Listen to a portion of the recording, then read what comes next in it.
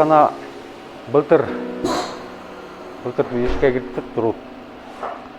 Анан былтыр бүткө иштешип, ушул карантин учурунда токтогон экен. Анан ошол боюнча токтогондон кийин Адыл байке бизди чакырды. Келип ишенди модернизация кылып, ичине кеңейтип, өзү цех кичинекей болчу. Анан бүткө улатып, кеңейттик. Жетишпеген могу жерде казандарды өзүбүз колубуздан келишинче жасап ошенге орноттук. Көрүп аткан аппарат, бул аппарат розлива и упаковки молока. Азыркы куюп аткан аппаратты колго жасадык. Баары нержавейкадан жасалган. Өзүнүн чпусу менен канчаны задавать этсең, ошончону куюп берет. Бүгүнкү күндө кандай болуп атат? Күнүнө канча сүт өндүрүп атасыздар? Азыркы күндө бир 200-250ге чейин сүт болуп атат. Сүттүн келиши дагы аз болуп атат. Даяр продукциянын өтүшү дагы начар болуп атат да.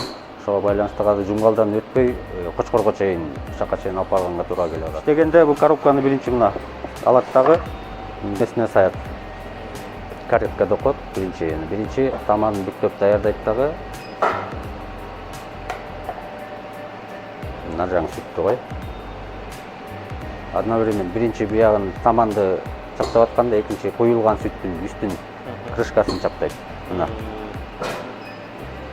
Азыр ысытканга жөнөтөт. Бул жерден ысык аба менен бул жер ысыйт. Мунун асты ысыйт, тиги даярдын үстү ысыйт дагы. Андан кийин тиги пайкага кетет, чаптайт. Мына.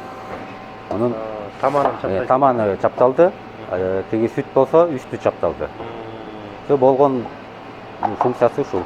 Муну пол автомат деп коет.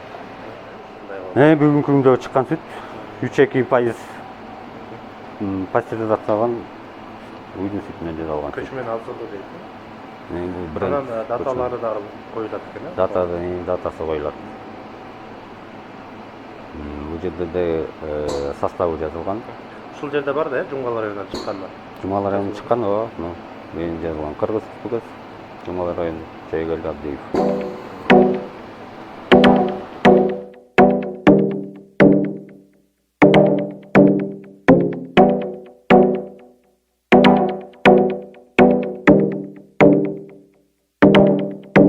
I just wanna love, we don't gotta fuck, you can be